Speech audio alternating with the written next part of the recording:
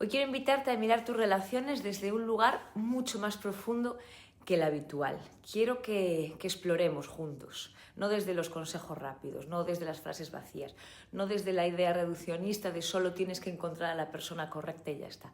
Quiero que entendamos algo mucho más transformador y sobre todo que lo vayas pudiendo integrar. Tu relación de pareja no solo te está hablando de la otra persona, esto es muy importante que lo tengas presente, sino que te está hablando de ti. Tu relación de pareja habla de cómo tu cerebro aprende a vincularse, de cómo tú te sientes según lo que estés buscando fuera. Habla de tu sistema nervioso, habla de tu autoestima, habla de tus heridas emocionales, habla de tus creencias inconscientes sobre lo que significa amar y ser amada y sobre lo que crees que mereces. Y esto es profundamente importante porque muchas personas pasan años intentando que las relaciones les salgan bien buscando fuera, cambiando de pareja, cambiando de dinámicas, cambiando de contexto. Y muchas veces repetimos el mismo patrón emocional una y otra vez, con distintos rostros, pero al final, aunque sean contextos distintos, personas distintas, el sentimiento, la emoción que nos producen es la misma.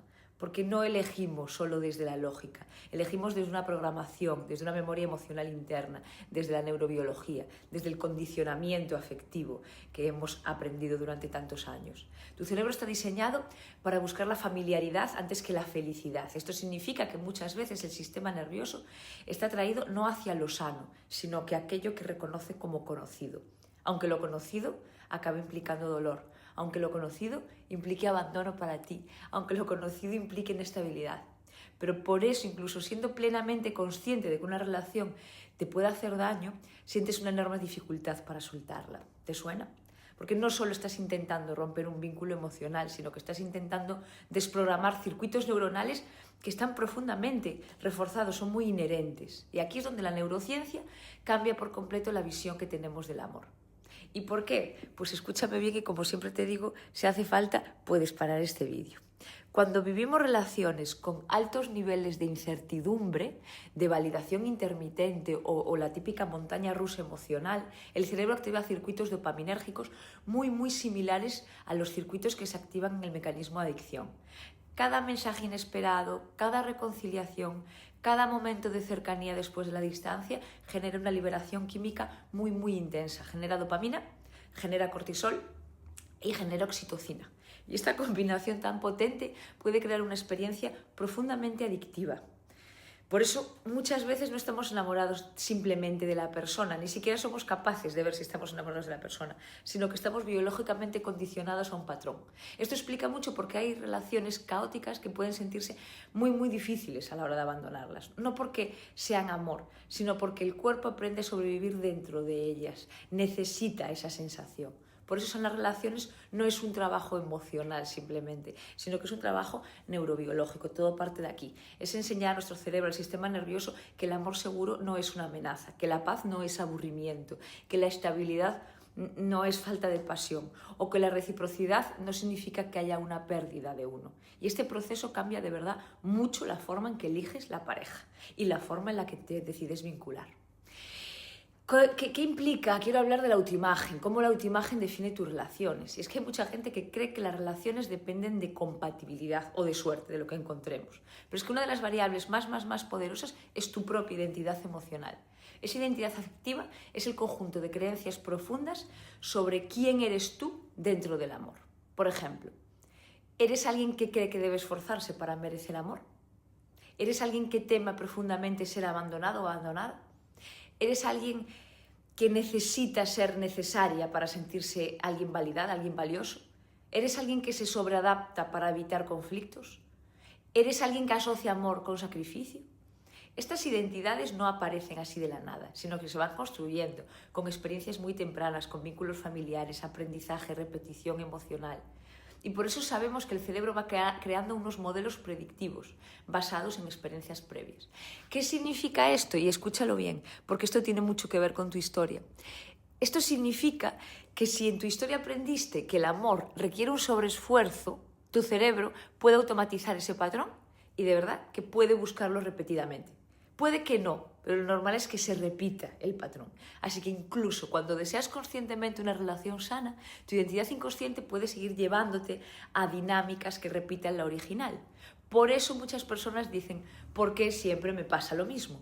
Porque mientras la identidad interna no cambie, el patrón va a seguir replicándose una y otra vez. Y la transformación no ocurre cuando encuentras una mejor relación, sino que ocurre cuando dejas de ser la versión de ti que se aceptaba menos. Eso es muy importante, saber desde dónde, cuál es nuestra identidad.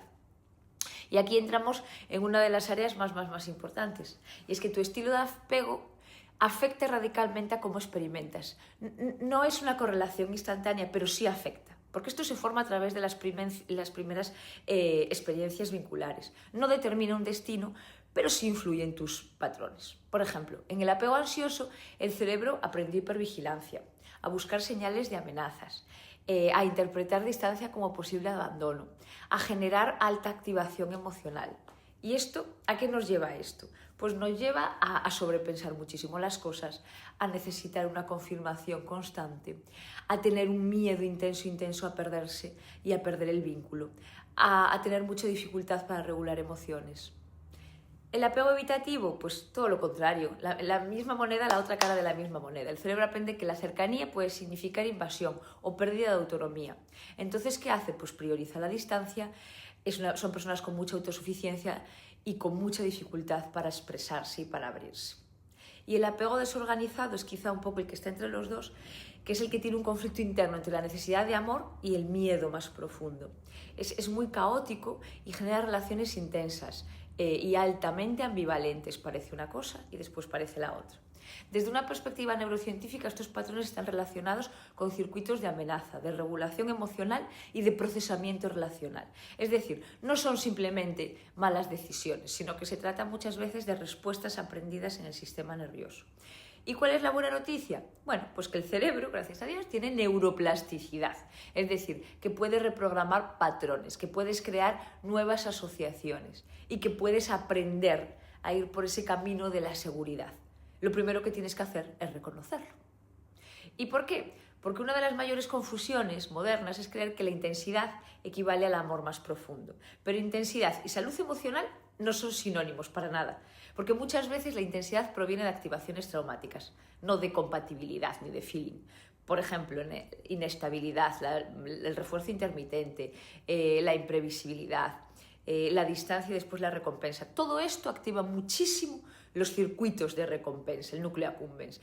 Pero entonces hay relaciones que es muy difícil que las olvides. Y la pregunta importante no es cuánto sentiste, sino que la pregunta ahí es cómo te sentías contigo dentro de esa relación. Piensa muy bien esto, cómo te sentías. Porque el amor sano no genera solo emoción y activación, genera expansión, genera seguridad, genera claridad, genera calma, genera coherencia interna. Piensa cómo te sentías y ahí tienes muchas respuestas. Tu capacidad de construir relaciones sanas es enorme y depende mucho de la relación que tengas contigo mismo, contigo misma. Los límites son biológicamente reguladores. El sistema aprende seguridad, la identidad se fortalece, la autoestima se consolida, con lo cual las relaciones cambian. Pero si constantemente te estás traicionando para evitar el rechazo, estás reforzando circuitos de inseguridad, estás debilitando tu confianza interna, estás aumentando la dependencia emocional. Por eso poner límites no es solo, no es una buena conducta externa, sino que es una reconfiguración profunda de esta identidad. Es algo mucho más profundo. Tu relación se puede convertir en uno de los espacios más poderosos de tu vida. Al final, ¿cuántas horas estamos con nuestra pareja, ¿no? Pero esto puede hacerse para no culparse, para no juzgarse, sino para mostrarte que las heridas muchas veces siguen activas, para mostrarte cuáles son los patrones que tienen que transformarse, cuáles son las creencias que limitan el amor, qué partes de ti están listas para evolucionar. Porque cuando transformas esta identidad, el sistema nervioso y tu forma de vincularte cambian. No solo cambia la relación, cambia toda tu experiencia del amor. Y puedes llegar a dejar de sobrevivir en relaciones. Puedes aprender a construirlas desde conciencia. No significa que vayas a perder tu relación y no vayas a volver a encontrar nunca más ni paz, ni seguridad, ni verdad. Si tú cambias tu identidad interna, vas a tener muchísimo más claro desde dónde te vinculas, cómo te vinculas. Si quieres profundizar aún más en cómo sanar ese apego, en reprogramar estos patrones emocionales, en trabajar la autoestima, en construir relaciones sanas, únete a mi comunidad privada, porque estoy mandando muchísimas herramientas de valor, muchas reflexiones, muchas preguntas transformadoras, muchas formas de...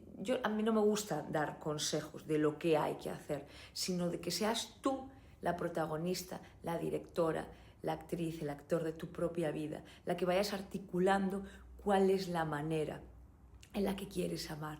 Pero esa pregunta que te he hecho antes, esa pregunta creo que es la que envuelve todo y es la que consolidaría esta clase. Y es desde dónde estás amando, cómo estás amando y sobre todo cómo te sientes, cómo se siente tu sistema nervioso dentro de esa relación. Porque puedes seguir pensando que esos momentos de activación es profundidad, es conexión. Pero si realmente tu sistema nervioso te está diciendo no estoy en casa, no estoy segura o no estoy seguro, tienes que aprender a escuchar. Aunque ese escuchar implique miedo, claro que implica miedo. Pero el miedo no se vence, nos han hecho creer que el miedo no se vence. Y esto puede activa los mismos circuitos del miedo que si tuvieras un león delante de ti y tuvieras que empezar a correr, claro que sí. Y es normal sentir ese miedo y es normal sentir esa tristeza. Pero también es normal que puedas atravesarlo. Y para eso estoy, para ayudarte a hacerlo. Nos vemos pronto.